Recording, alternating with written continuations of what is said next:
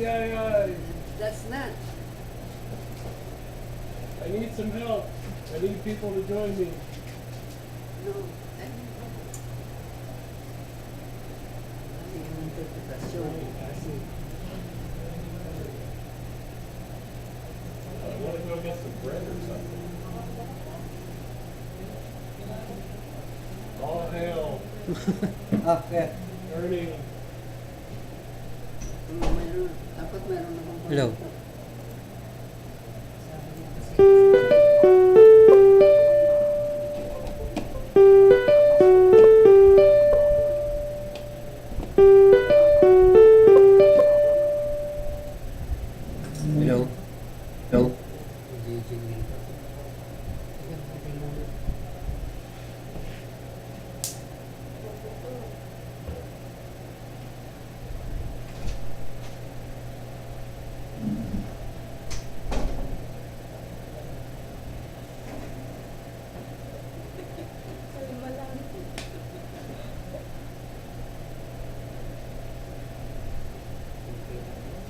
Sige, pwede muna.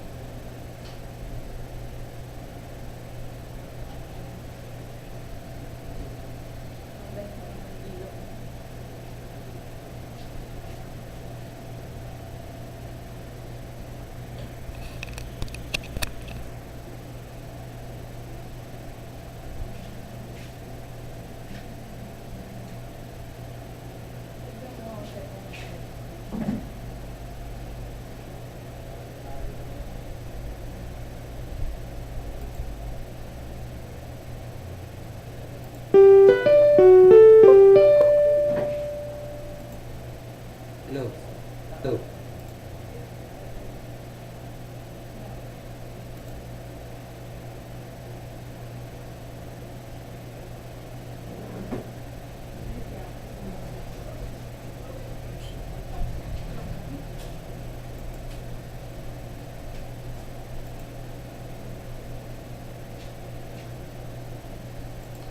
Hello? Hello?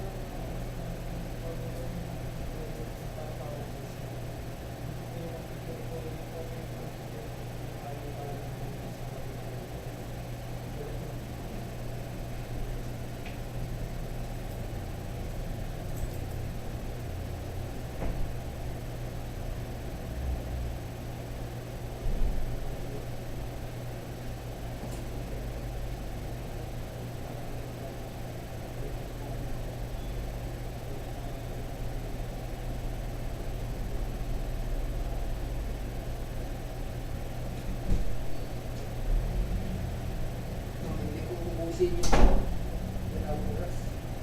Dahil dito pa lang may iba sinasip. Ay, present ko lang ha.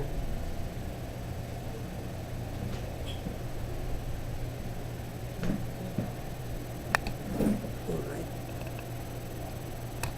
Mas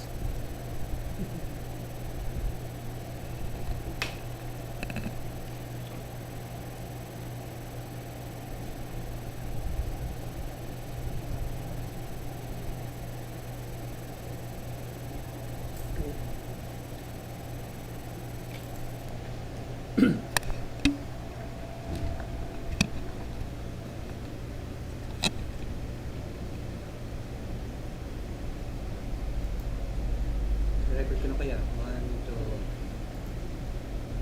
2...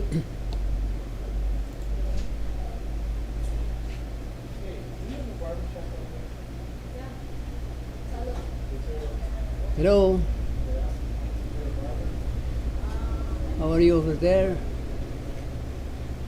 This is Ernie from DDI. Ernie. Crazy over the world. Today I have to talk about data information processing. Okay. We are in 2020 today, this year, and we are planning to have the next year, first 21st century. Now on your screen are 5 categories. Program 1 is Information Processing Management Manual. Second is Personal Information Management Officer. Intrusion Detection and Mitigation Assessment. Integration Implementation of Security Measures. And the fifth one, which is the last one, is Breach Management and Reporting System. Okay?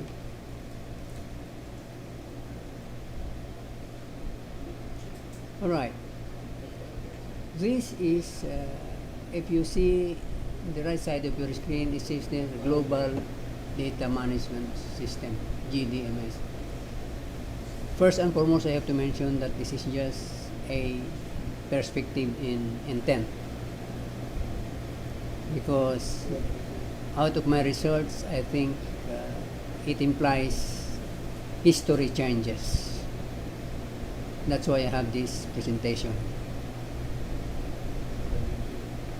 With the main objective that maybe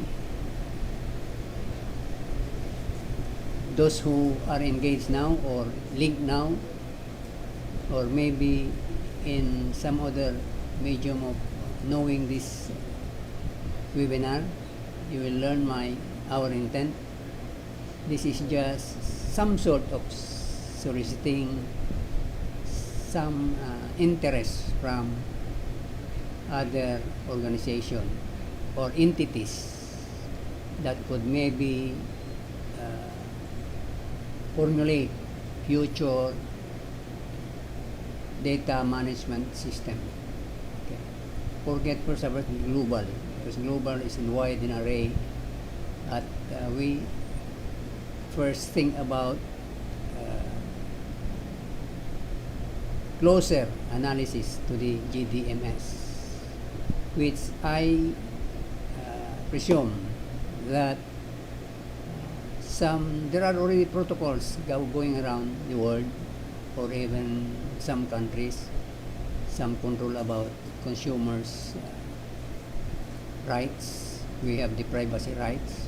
We have the information processing rights. See, so my research is somewhat maybe has to change some history because of technology speed, and of course sometimes it is about hazards, like for instance the current health hazard now, the COVID-19. That of course has changed our aura, or our system, our plans, scheme. Yes, I tell this because in our operations before the hazards, we do off-site and on-site. Now we have birds to virtual because of the limitation of travel. That's it. So for this, it is just something to solicit some interested parties or interested individuals or practitioners, associates, you call it.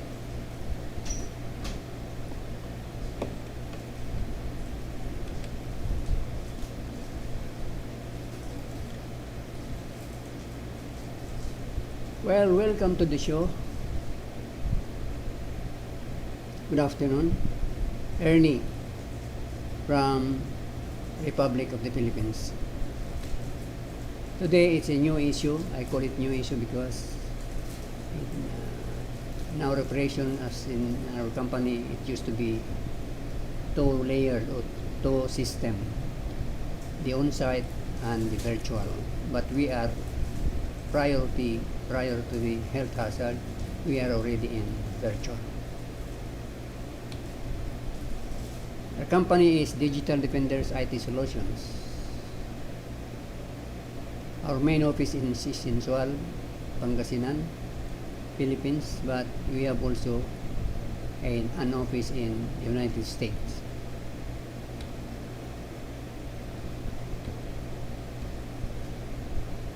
Talking about 21st century, we have this initiative to start earlier maybe to come up on the initial drive to form some practice or system on the data or information processing management.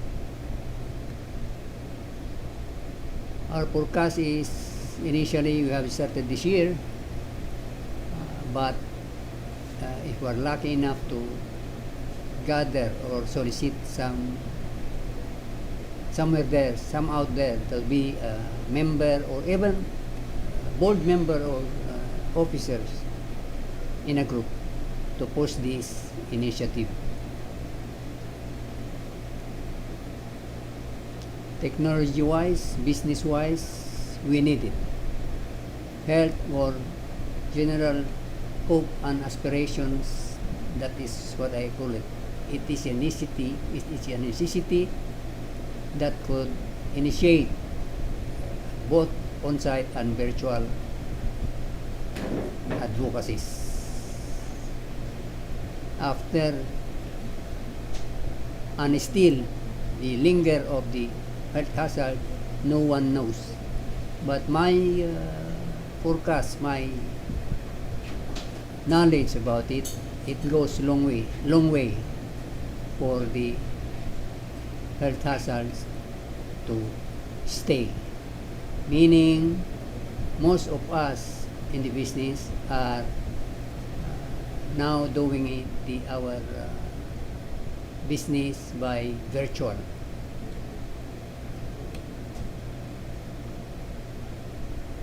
These are again the 5 categories in numerical order for the first, in preparation for the first century, in case it could bloom somewhere else with your cooperation or with your membership or with your willingness to be in one group for this initiative.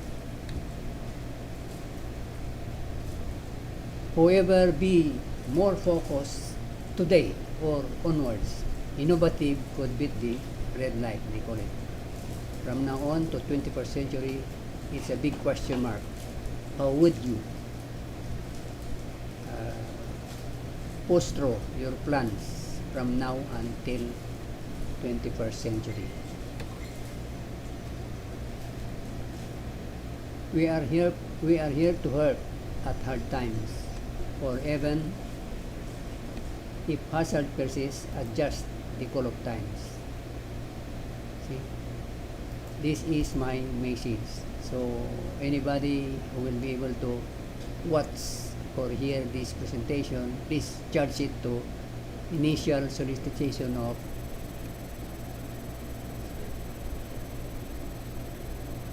future information management services.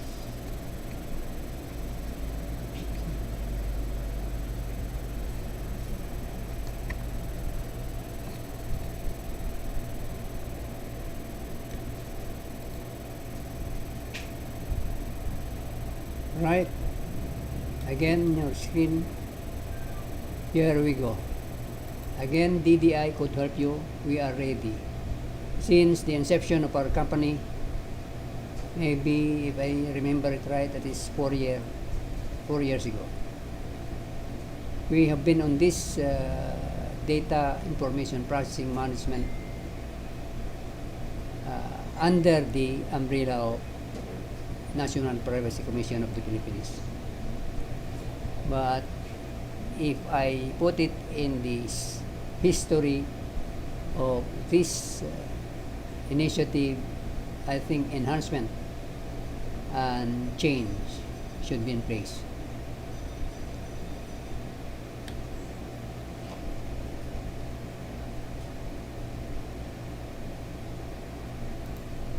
Kuya, may participant ka, pwede Saan? mo siyang i-acknowledge. Sino yan?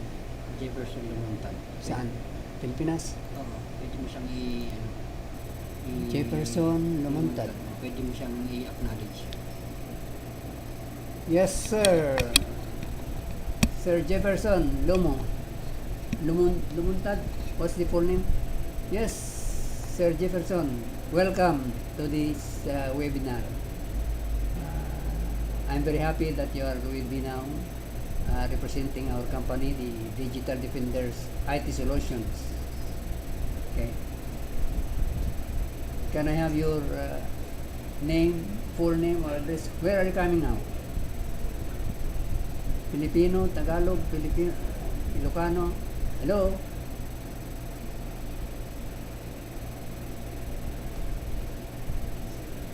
Welcome again.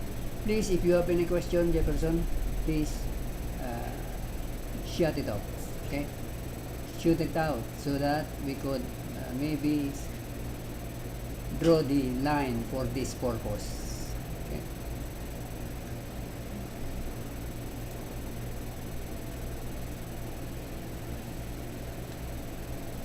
Here is our company profiles.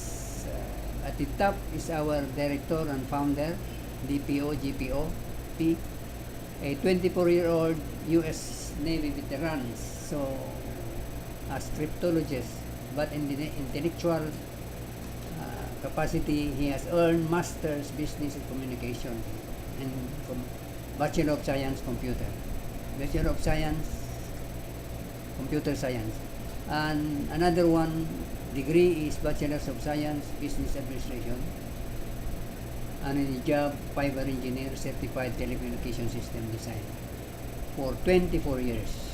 Okay, we have at the middle, we have another American, but he's now based in the Philippines.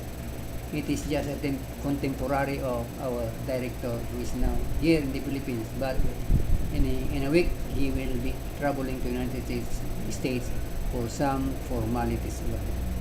And on the bottom, Sir Art M. Navarro, our Chief Information Engineer, and we call it, he is a multi-certified in all cyber security pages or initiative. If you see, certified cryptologic methods and procedures, penetration testing engineer, computer hacking and forensic investigator, ethical hacker, licensed penetration tester, and he is a degree holder of Bachelor of Science in Computer Science in one of the exclusive university in the Philippines. Yes, Sir Jefferson, please, if you have some inquiries or some questions, please join me.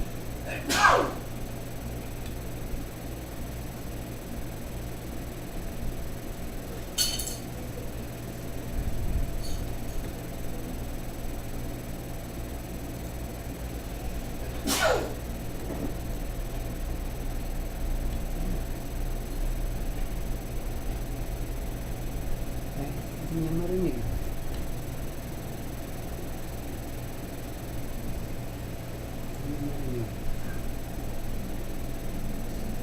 One moment please, we're trying to adjust the audio.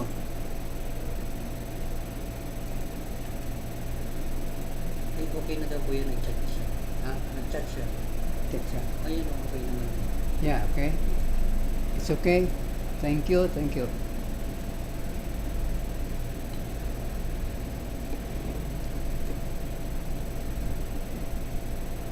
Yes, for your advance information, Sir Jefferson, lately in your screen we are, it says a leading industry era review magazine. We are one of the top 10 for cybersecurity solutions providers of 2020. Maybe because we are so aggressive for this for security measures since our companies are started 4 years ago. So they have all the reason the Industry Era Review magazine that has chosen us to be one of the top 10 according to them. Thank you. Meron ka rin nakikinig sa YouTube. I-acknowledge mo rin. Kasi yung TV anime. Pino? Hindi pala. June. Asan ba pala? Sa YouTube lang kuya itong ano. Ayan. Okay. Yes, for those who are via YouTube, please acknowledge. I am kindly acknowledging your presence now, or your attendance or participation. If you have the chance to have some questions, please join me. As I've just told you, we have just received some news that we are the top best cybersecurity solution providers in 2020. Okay.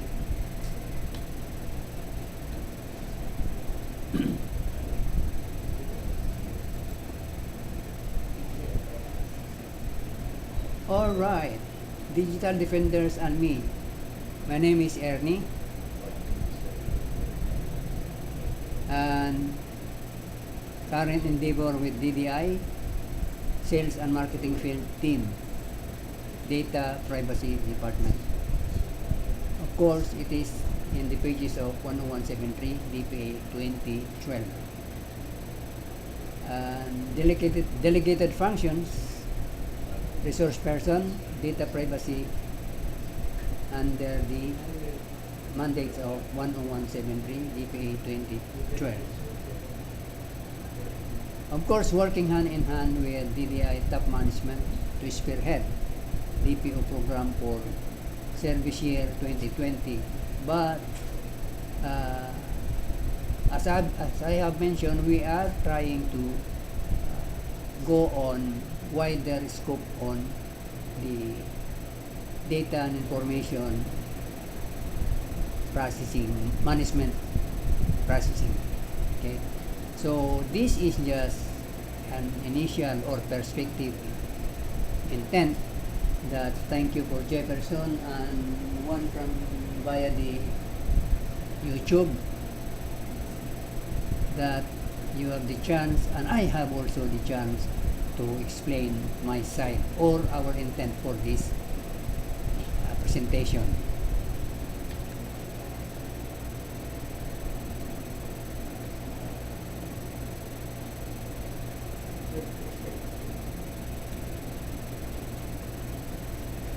Locally, we have two products or services: cyber security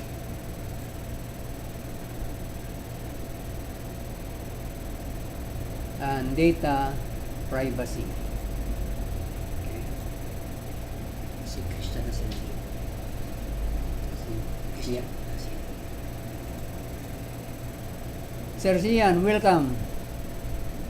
Welcome to the club. Thanks for joining us. I'm now in our two products or department, cybersecurity and data privacy. Of course, in the cybersecurity, this is what I have mentioned on our company profile. This is under the umbrella or control, supervision of our very own Art Navarro. He is our Chief Information Engineer. If you see some few ideas about it, professional witnesses and right blocker, forensic for evidence. That's one function or product or service. And we have the full suite of internationally recognized and awarded prevention processes, tools and programs to prevent ransomware attacks, viruses, malware, real-time whitelisting, performance optimization. We have the cloud-based console as well. Endpoint suite, server, security, in other words, these are all virtual or computer-related security measures, which the only one that could explain is in clear pronouncement is no other than our director, Sir Kevin, or our Chief Information Engineer, Sir Navarro. And the second product of the service we have had is data privacy, which I am with them, with this department. Registered and qualified DPO Protection Officer pursuant to 10173 with National Privacy Commission of the Philippines. Impact assessment, vulnerability assessment, including penetration testing.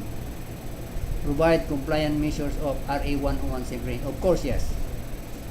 Provide on-site and virtual monitoring processes, procedures to ensure compliance of the 10173. That on-site, that was one of our system in dispensing our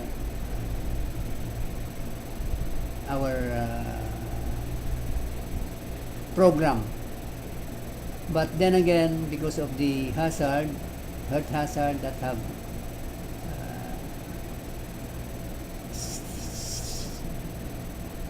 happened just recently, and even now it's still lingering, we changed to virtual or computer related system, right?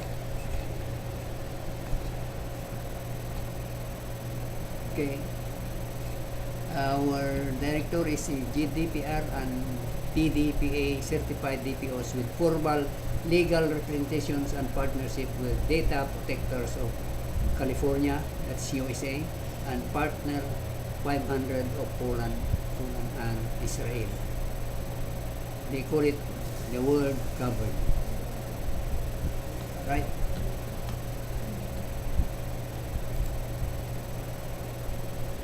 Here we go. At the top of your screen, again I'm flashing the 5 categories. Future, maybe future studies that might crop up into reality. If some of you now in the audience or in my presentation will be having some future interest for a conglomeration of this purpose. I do not call it global, but I think in your area, maybe if you're in the United States, Singapore, or what, Canada, or what, just join us and let us be together to form the future initiative of the GDPS. Here we go, introduction. 5 categories in numerical order projected to 21st century. Information, program 1 is Information Processing Management Manual. Okay. Program 2 is Personal Information Management Officer. Program 3 is Intrusion Detection and Mitigation Assessment.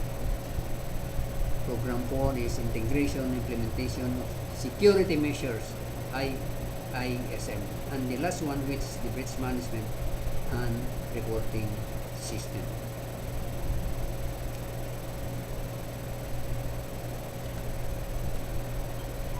Here we go. On the account of technology speed nowadays, one of the most discerning issues is how would you keep your data or information free from misuse? Okay? It's really a big question mark that we are now in more on virtual operations, but it disturbs us. There are, while the speed of technology goes that smooth at our back, for our left or right, there are also antagonists that having their own business about this misuse of natural imbalances. That is something to do with the current health hazards, technology speed. In minute or 1 hour, there are changes of technology. So if you are not updated, you will be left behind. Human misbehavior, there are a lot of them. We have the ransomware, the virus maker, they have their own business. Speed of technology, okay? Deliberate purpose. So for us, legitimate purpose, it's with us. But in some other lines and some other groups, they have their own purpose also. And how could we counter this kind of behavior? That's why we are really regularly posting our webinar so that everybody knows that we could help or we could join those who are already in business or in the operations. Down of your screen, we have this antagonist versus protagonist. Kidnap for ransom. This is physical, isn't it?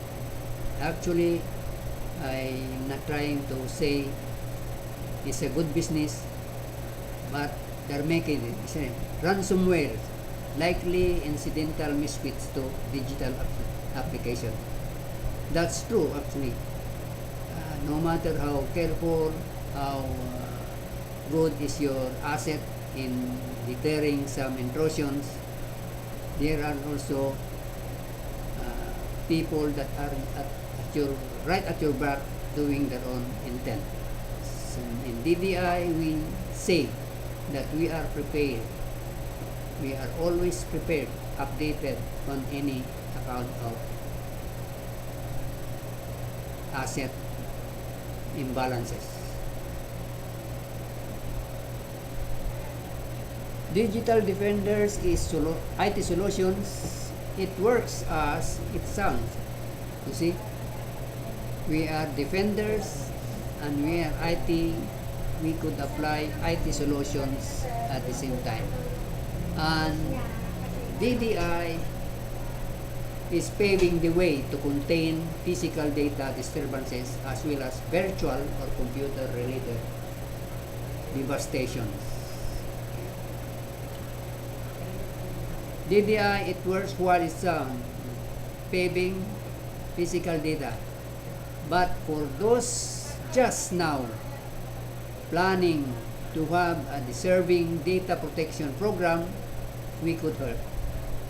As well as you may be able to help us also. Okay?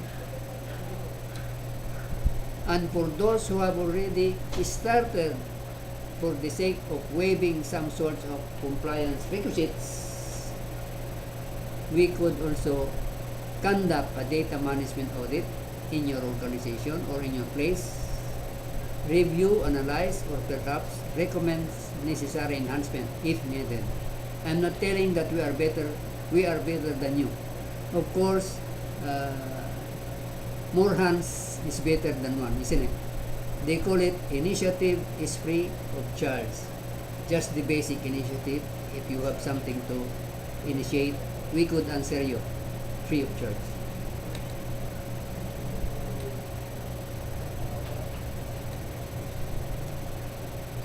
Alright, our plans or objective in conducting this continuous webinar presentation is to share our views in spreading some of our golden experiences in advocacies on the future provisions of global data management services. And that, for sure, we are more way ahead. Again, from the others, maybe.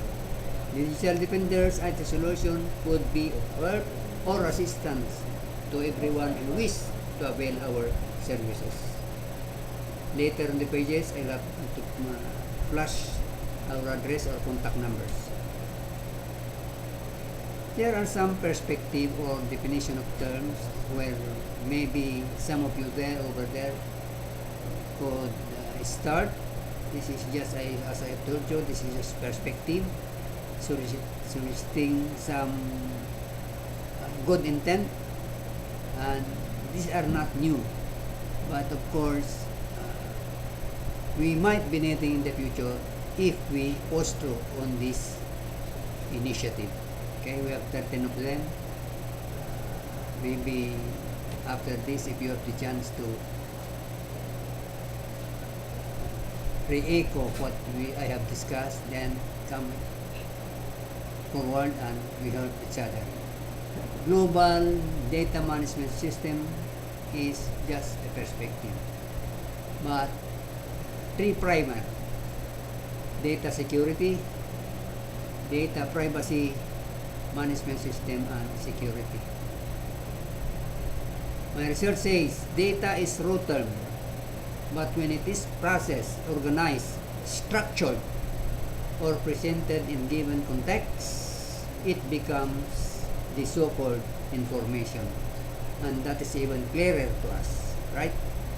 Presumption in abeyance at the moment, no existing legal group or controlling body, but perhaps sooner or later, with your cooperation joining us together, host country or states, we hope to have one in connotation to data and information highlights. Right? But here we go, flashing again the 5 categories. First century, let us rehearse. First century is our target for this initiative. With your membership, with your cooperation to join us, we need you as well as you need us. Somehow, if we go through the 21st century in a successful manner, we could have a big group or small group, or either for a purpose or for good intent. DDI, what is DDI stands for? Of course, it stands for cyber security and data privacy. Again, the first two top manager or personnel in our organization, we have Sir Kevin Byrne, founder, and Mr. Art Navarro, information chief engineer.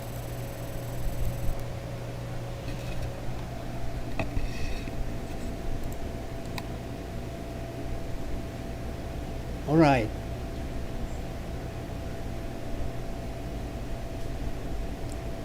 This is an initial initiative where our plans goes through with your joining us. Maybe we have the law, future law. Maybe we have the cyber security and protection measures. That's another department or service. Data information privacy protection, that's another service.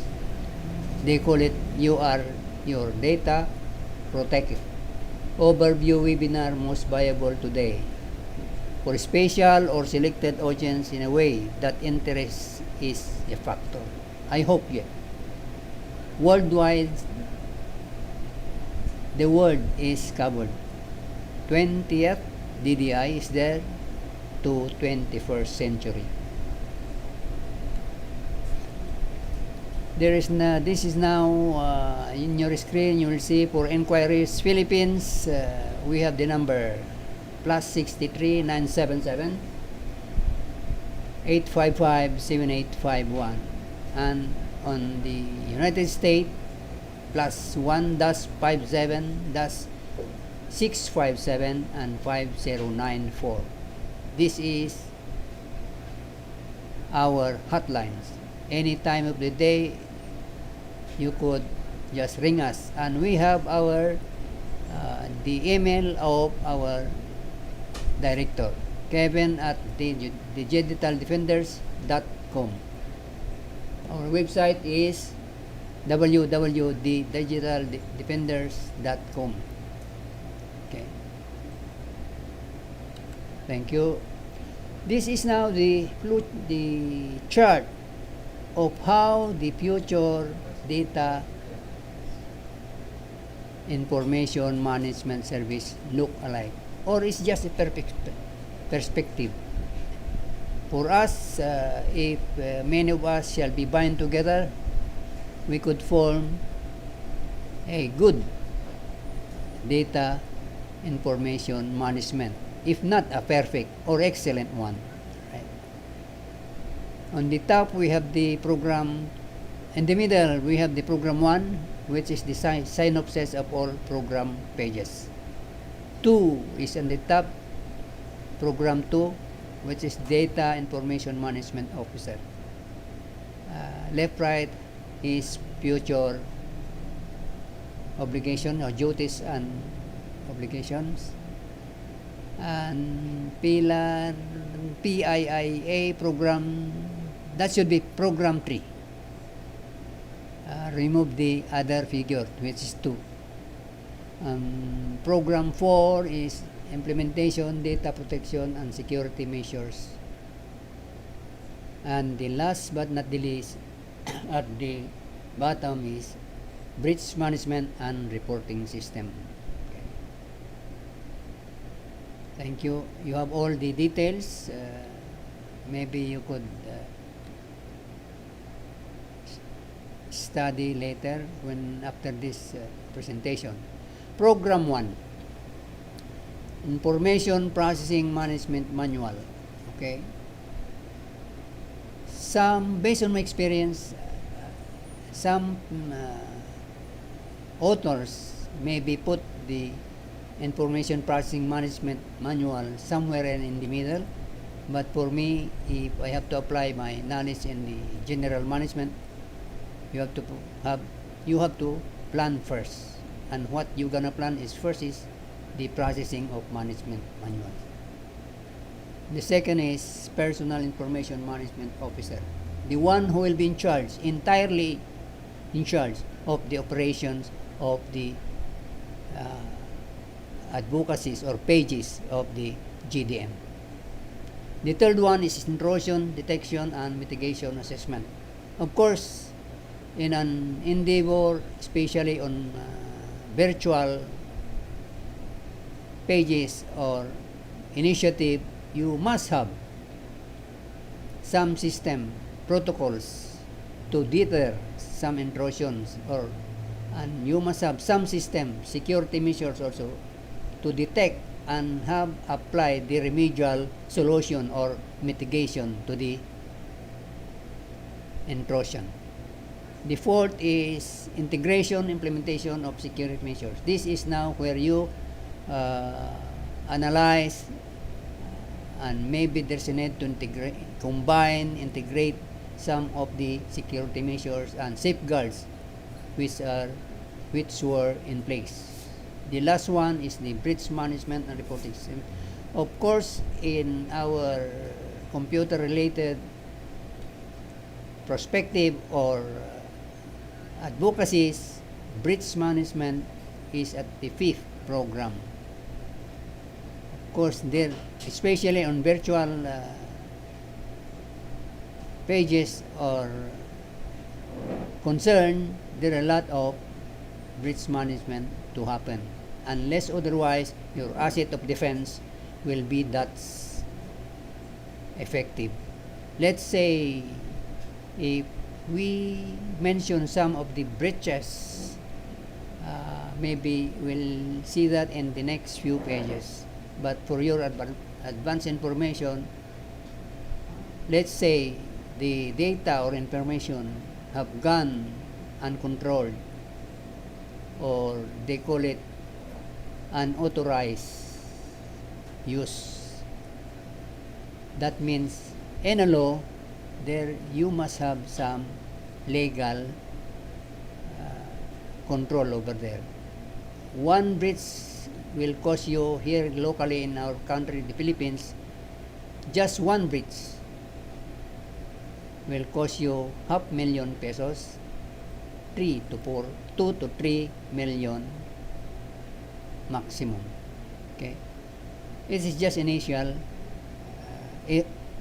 idea.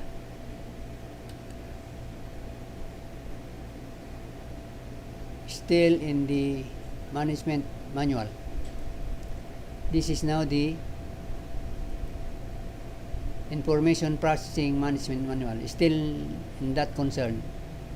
It says here if we have to design or make the privacy manual, it should be the readers or the users of such manual should understand fluently, clearly the content of the manual.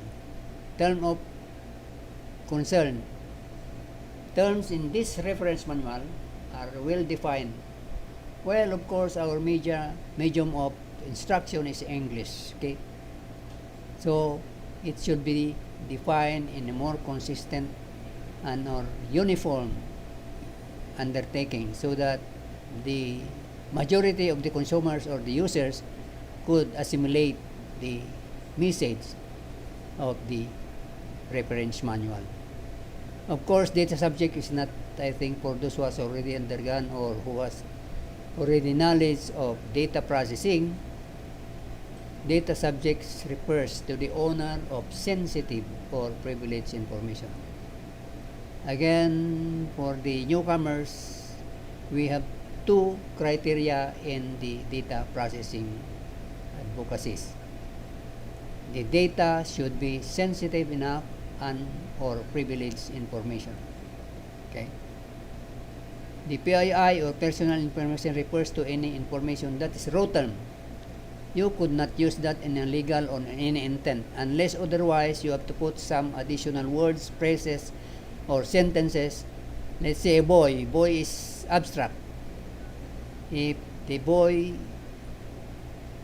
you will use his part of his biometric records, you could define what is the boy, how many years is the boy, where does he live, what is his profession, what is his family background. You see, then you could use that in a legal intent. Processing was what I mentioned. Processing alone, stand alone, is a abstract term. But then if we have the prefix of data or information, you could have it a set of operation related to a personal information: collection, recording, organization, storage, or even on the finalization of destruction of the data. Okay? Scope and limitation, of course, it's a part of the operation of the privacy manual. We must have a scope and limitation. Let's say, for instance, if you make the privacy manual, there are two options or parameters of considering the manual. One is internal use and the other one is external. Of course, it is ministerial, of course, that internal is used by the specifically the organization and its employees. External is a manual or privacy manual that is being used by outsiders or subcontractors outside of the scope or the organizational structure.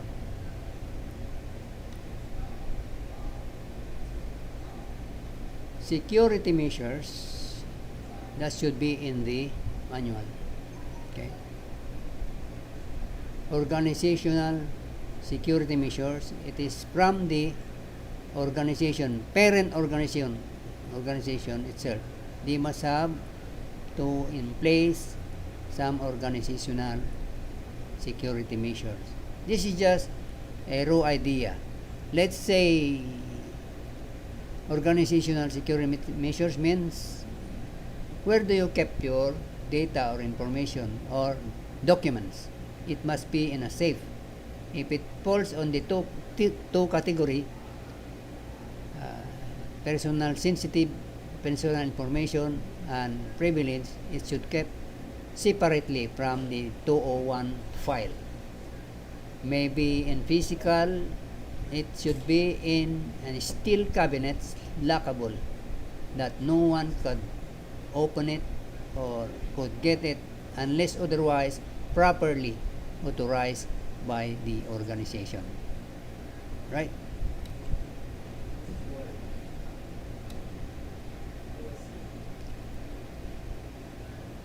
Of course, talking about the data processing, one of the coverage is collection of data. Any collected data from the data subject should be kept in strictest confidence, in strictest manner. Okay? Well, physical or perpetual data control is easier to manage. You have still the cabinet, maybe batteries of 12. You lock it.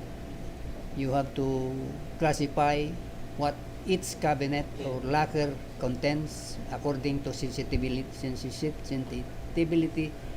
That's all. But on virtual, which comes to the next pages to be partly discussed by our information engineer, that's a little bit problematic. You must have a very, very effective control asset so that there will be no intrusion or disturbance in your operations. It says there, monitoring and limitation of access to room or facilities. You see, if you go to offices right now in this moment of business, big companies are online with maybe dozens of units of computer with especially varies each other. But if it's not in a nice or well-controlled operations, maybe your roommate or office mate next to your unit is so close that he could stare to your screen. That is one recommended protocol.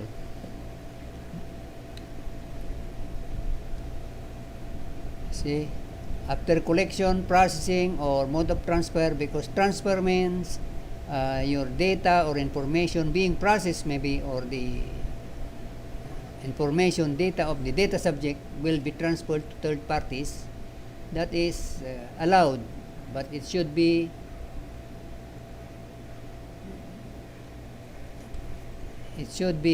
done in accordance with safety measures. We have Madam Banji Padilla of Lingayen, Pangasinan, watching over me in my presentation. These are my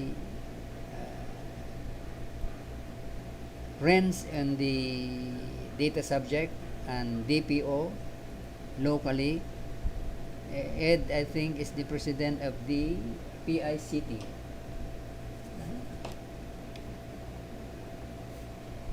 Oh, yeah. Correct. I stand corrected. Ed Casulla is the president of United Pangasinan Information Commission and Technologies. Okay. While Madam Banjay Padilla is one of our friends in, I think, I don't know if she's still connected with the provincial government of Pangasinan. Well, he is a very active and very nice lady, of course. Welcome, Miss Banji and Sir Ed Casulla. Ernie Sampaga over here. Mode of transfer, if there is a third party, well, it should be well controlled. It should be covered by a data service agreement that will be signed by the organization as well as the some other proponents, maybe the management, the decision maker of the organization. But then again, it should be specific in nature, specific in content. That if it is formalized, copy furnished in PC, the organization, the DPO, PIC, and PIP. Okay? Transfer for personal via electronics, this is virtual. There should be a specific security measures that will not, or that will deter some intrusions. One control, I think the most common one is encryption of the data. All of the banks, the universities, I think, are using encryption. Okay? That means you have to disable the word or context in a manner that it should not be readable by others except those who have access on the data. Retention and disposal procedure. This is covered by in PC provision also. Retention is how long are you allowed to keep the records, information, data, or communication. The NTC mandates is about 1 year from the date of purchase or from the date of collection of the data. Okay. But then, as a protocol, in any master agreement of the processing, sometimes it is longer than 1 year. But that is tolerated as long as it is properly documented, notarized, copy partners LPC. I'll give you one example. In the bank or insurance company, insurance group, insurance keep not less than 1 year. What's the rationale behind? Insurance have that policy from 10 years to 20 years or more to mature. So they are having longer retention of data or information in their system. True to hospitals, true to colleges, universities, isn't it? These are 5 to 10 years retention of the data. The same rationale behind this, the reason behind is because of the nature of the retention is required. Let's say one student to take doctor or medical profession, it takes 10 years to complete a doctor or medical course. So they have to keep your record as long as you are still in the universities. Okay, that's the longer one. Okay, so it depends on the agreement made by the data subject and the organization. Right?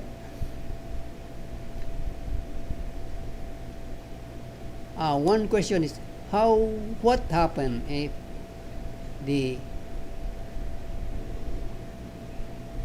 time element has lapsed or the retention period has lapsed?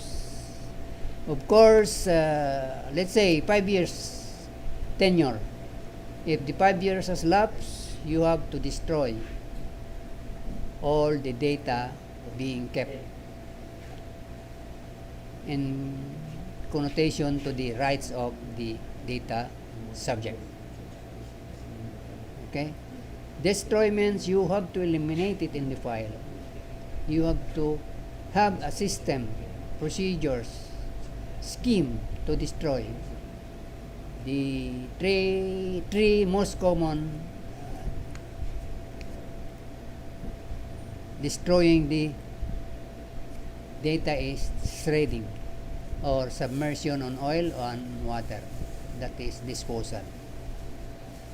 Okay. Technical security measure. This is virtual issues. Okay, and Sir Arch will be giving you some bird's eye view or ideas about this later in the pages. Monitoring for security breaches, that's another one which is technical. Security features of software, these are all now on the technical side of the data protection. Breach and security incidents. Okay, the record keeper or record organizer should develop a policy, procedures, protocol, system to be implemented in controlling the breach of the subject. Okay, we will come to the breach when we reach program 5. Okay, but that I think we have the notification, effectivity. All right. This is now what I have discussed to you, the perspective, conglomeration of the data management and services system. Any question, please join me. Program 2, which is the Personal Information Management Officer. Okay.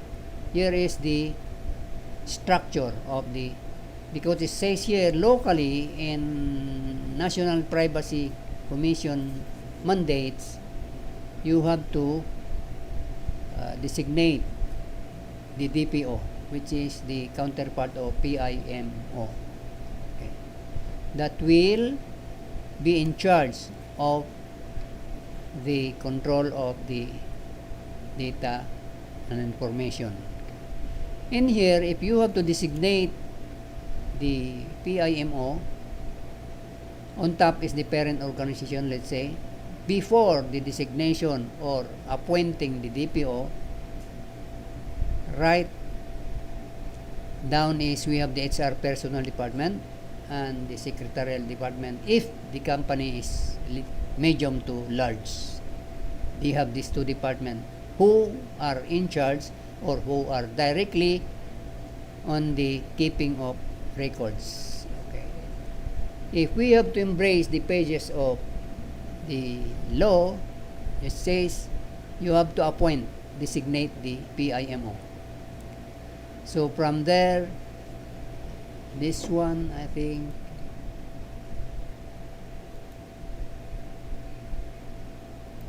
so from here, DPO will be operating or will be in charge on the HR personnel records. Okay. And I think the next page is, wait. Oh yeah. Okay.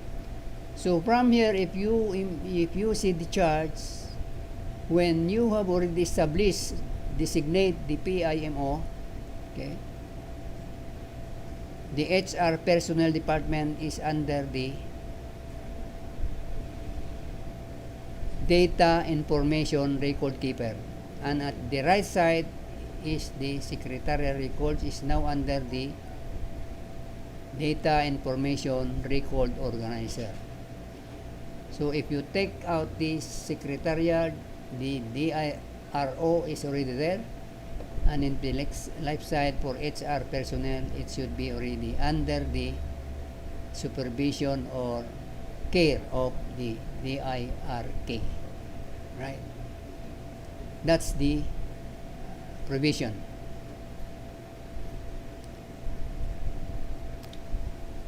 PIMO, you have to, of course, before you go to that stage, for me, you have to planning. You have to impose the first principle of management.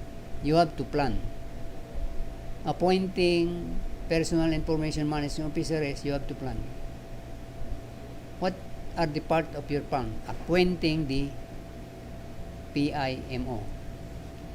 And then from there, actually the provision is the DIRK, which is the record keeper and the record organizer, will be the one to designate or assign the PIMO.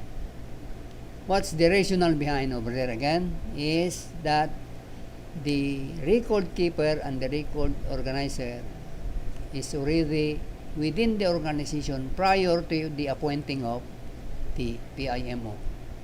It is obvious that if you choose something who will be in charge on the record, it should come from the HR and secretariats or vice versa. Okay? So that is the scheme or the matrix. You have to choose the record keeper and record organizer must choose the PIMO. Two options, insider or coming from outside. But then again, there should be a qualification of the PIMO: knowledgeable, dependable, expertise in information protection, updated know-how of information processing being carried out of his subordinate, which are the record keeper and record organizer. Right? At then again, the record keeper with the supervision of the PIMO, which is the management officer, could subcontract the processing, but this very in our practice it's very seldom. If of course if we are the service provider, it is not good to subcon to another provider, right?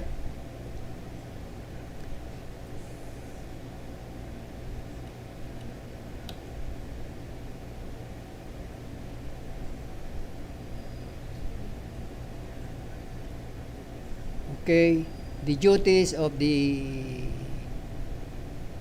protection information management officer are that much, but since based on element of time element, I doubt if we could cover this one, but there is always another time for us to discuss further what is not being tackled today. Okay, responsibilities of the management officer is that much. I would like to mention few of them. Monitoring the record keeper or the record organizers within the organization, and try to see if it is within the compliance of the privacy advocacy and its implementation and regulation. And of course, the PIC are the doer, but they are under the umbrella of the PIMO. It is obvious that the PIC should be, or the PIMO should have a knowledge of what is going on, or what is the two guys are involved through, including the percentage of completion of the job.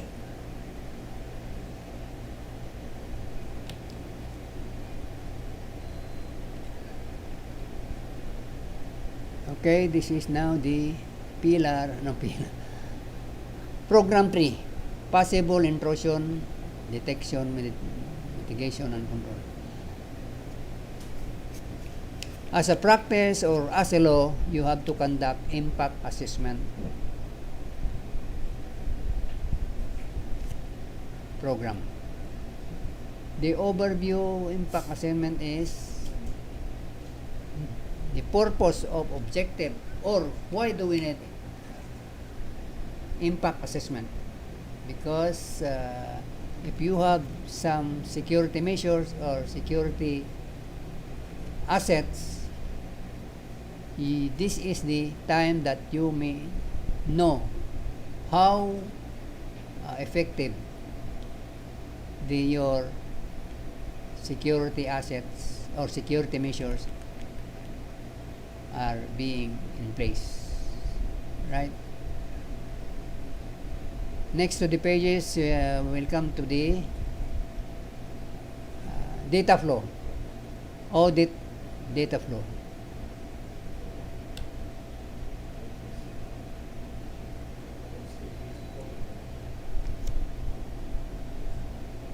Program 3 is in the information about individual sensitivity in nature, like to race. Okay, this is the program 3, and since I've mentioned that this is just a perspective, encouraging you guys out there to join us. We form a group that will simulate future data management system.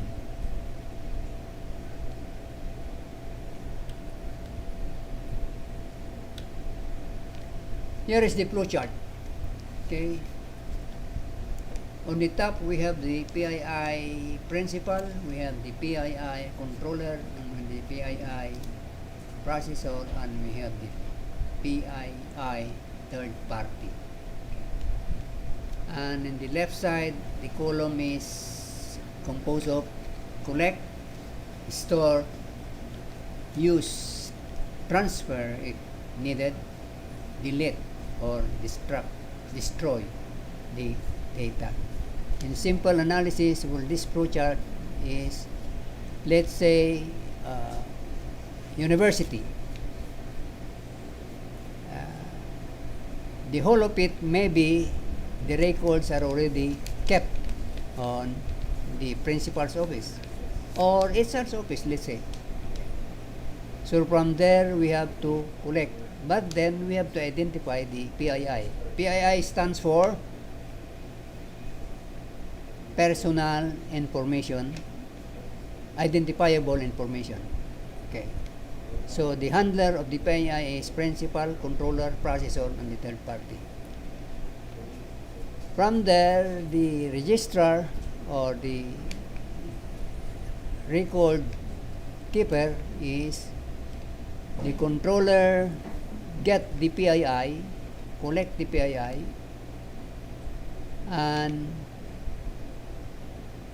without any third party, it goes to the store, which is under the custody of the processor. Okay, and that's already in the second stage, which is the storage. And from there, the processor has to evaluate, qualify the data for processing. It should be in the consume, to be consumed, used, and if you notice, there is a two-way line. From the store, it goes to consume, use, and back to processing if it's already qualified and used. Right? And from there, if there will be no third party, okay, it remains, the information process remains under the custody of the processor for safekeeping till the retention lapse. Let's say 5 years. The process information is stay in the processor. And if third party is in place, of course, we have to transfer the process information to the third party. So if the last column is on the right side is PII third party from the processor, if it is already awarded to the third party, then it goes to a normal process, which goes to the controller and down to the store under the custody of the processor, and it is used, analyzed, qualified, back to the processing to be kept over there until there is a transfer to a third party. That's the time the PII be forwarded to the third party custody and it should be acknowledged receipt by the third party or subcontractor. Again, retention applies when the process data or information is under the third party. It remains in their custody till the lapse of the tenure of the agreement. Right? Let's say 5 years tenure, it should be, if the 5 years has lapsed, the third party will have to destroy the data from their storage, either physical or virtual. Destroy means, delete means eliminating, destroying, or getting out of the storage the processed data. In other words, as I've mentioned, the most common system to destroy the data or information is shredding. But we have another one, soaking in water or soaking in oil. In 5 years, but I think there is a provision. I think I don't know if I remember it correct. If the data subject has opted that all of his data being kept, either third party or the processor, to sign a waiver that he has in his own possession after the lapse of the retention, all of the data kept in the storage of the processor third party is taken back by the data subject. That's another consideration, of course. Right.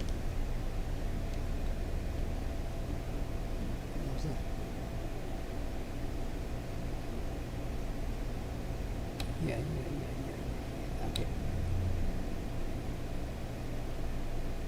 Before we proceed to the next perspective, again I'm placing the 5 categories. We are now in, next is, this is now the program 4. This is quite long, but I think I have to observe the time element. I'll just give you a rundown on program 4. It is a matter of implementation of privacy and data protection. We have the HR who keeps the records day to day. Organization is the parent organization. Baseline is the basic controls on the data processing. Governance is, I think, under the pages of the PIMO. See, data security is in the 5th program.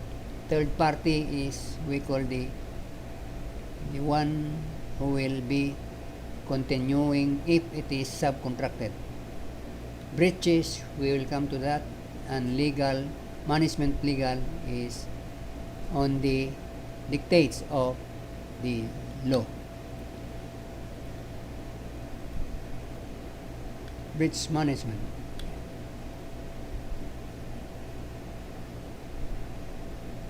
This is just a summary. You see, I've told you it is the PIMO is a governance.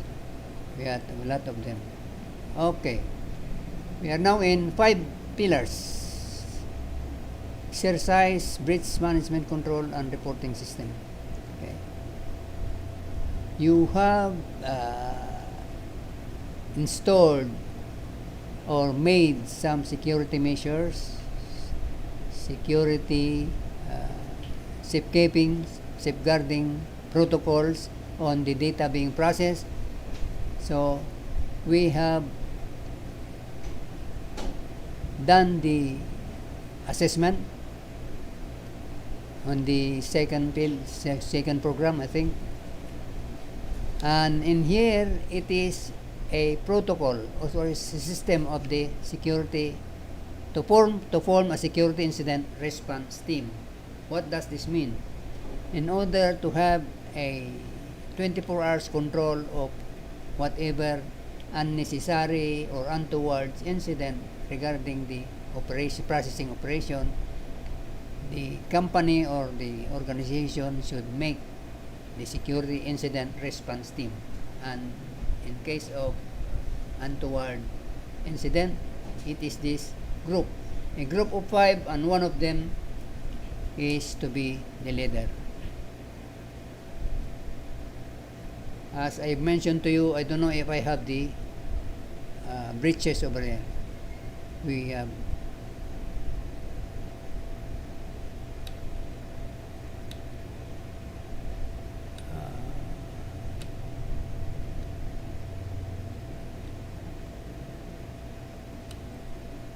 I think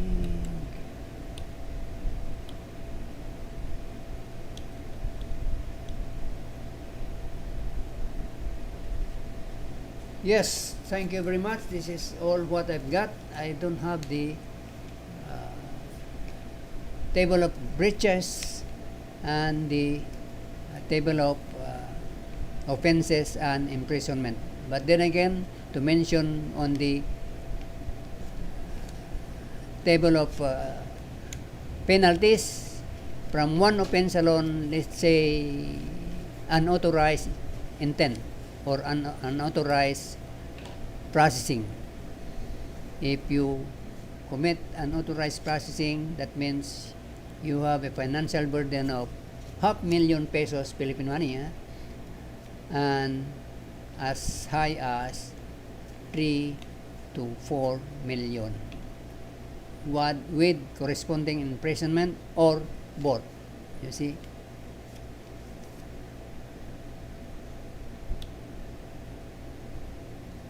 Thank you so much for your presence to this Perspective Initiative. For any future updates, please call +63 977 855 7851, and in the US +1 570 657 5094, or our director's email is kevin@digitaldefenders.com. Right, good luck and see you again. We are having continuous webinar in our system because we are limited to traveling in other places.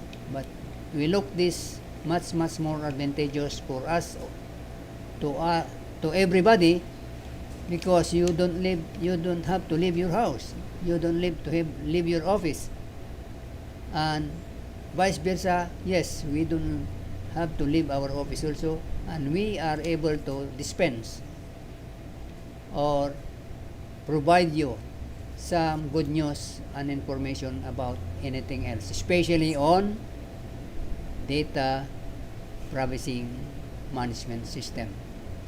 Please come and join us. We have that advocacy to have the future data processing management system. I'm Ernie. See you again. Bye.